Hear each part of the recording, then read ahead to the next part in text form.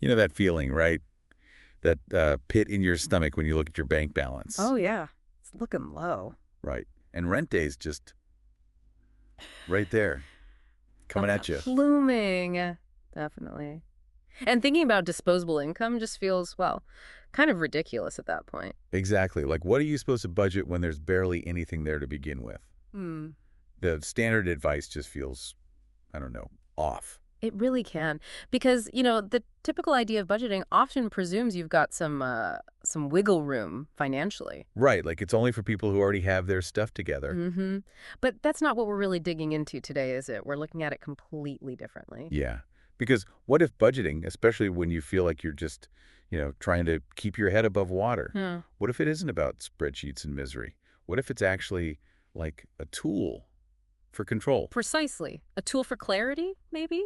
A way to start building a path out no matter how little you think you have right now. Okay, okay. I like that. Yeah, it's often called survival budgeting.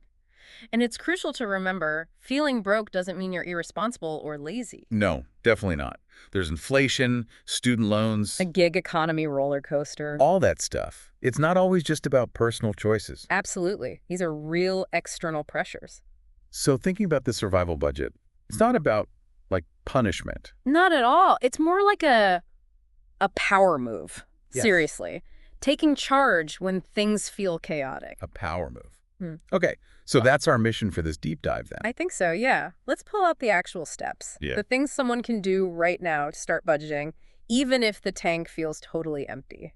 All right, let's do it. Where do we start with this broke budget? Okay, so the absolute first priority when money is incredibly tight is focusing on what some call the four walls. The four walls, like Yeah. building a financial shelter. Exactly like that. Forget everything else for a moment, the streaming, the coffee, the online deals. Uh-huh.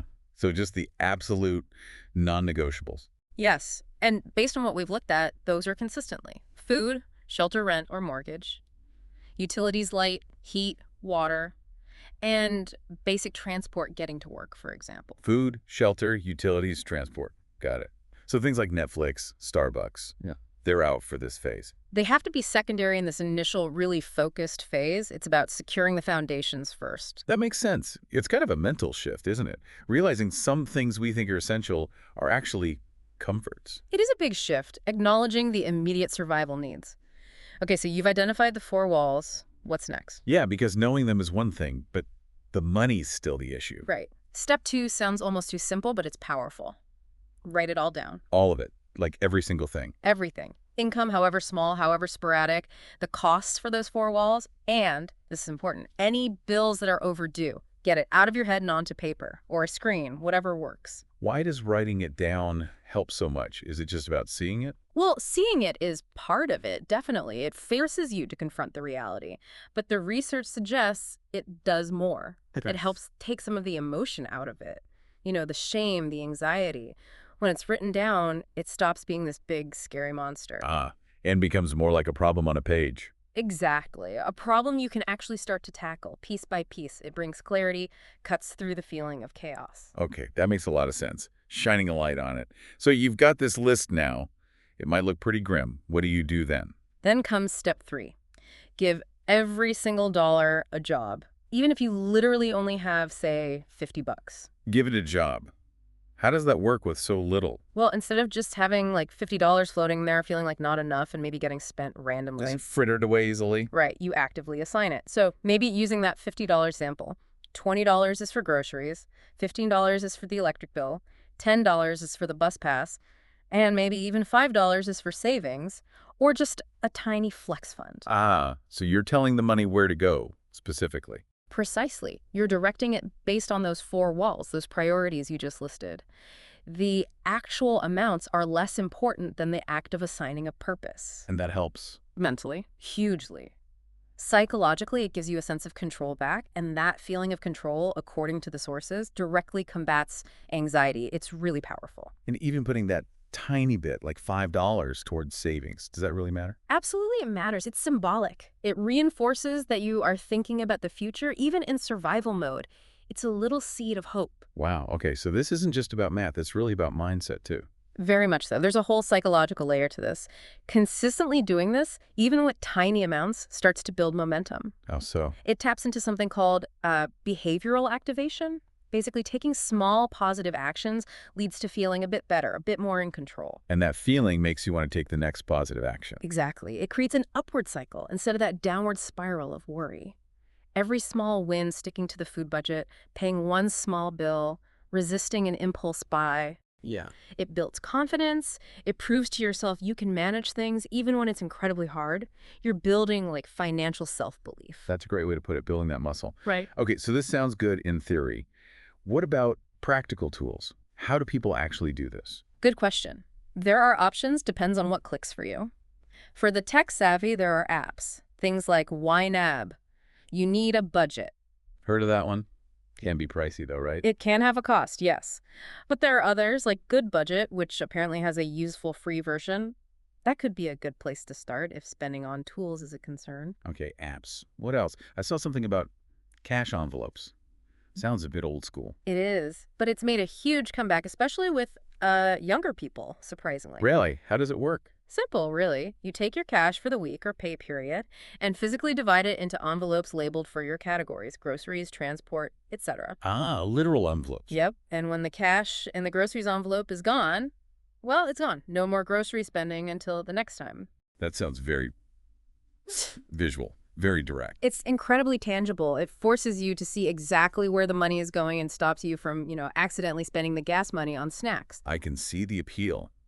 It really embodies that every dollar has a job idea. It really does. And then, of course, there's the super low-tech option. Pen and paper. Just a notebook. Write down income, write down the four walls costs, track what you assign and spend. Maybe use a highlighter. Simple, clear, no tech required. So lots of ways to approach it. The key is finding one that you'll actually stick with. That's the core of it. Consistency is what builds that muscle we talked about. Find a system that gives you clarity and that you can maintain. Okay, so let's zoom out a bit. This whole survival budget, it sounds tough. Is it meant to be forever? What's the bigger picture? That's a crucial point. No, it's not meant to be a permanent state of, deprivation. The sources frame it really well. Good They point. see it as a blueprint to break out of the cycle.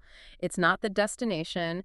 It's the tool you use to build your way out of financial precarity. So it's temporary but empowering. Exactly. The act itself, taking control, making deliberate choices, even with pennies, that is the empowerment. You're not just letting things happen to you. You're taking the wheel, even if the car's running on fumes. Perfect analogy. You're actively directing things towards a better place, step by tiny step. It shifts your whole mindset from feeling helpless. To feeling proactive, like I'm doing something about this. Precisely. It's that internal message. I'm not just waiting for help. I am helping myself one choice at a time. That shift is fundamental. Okay.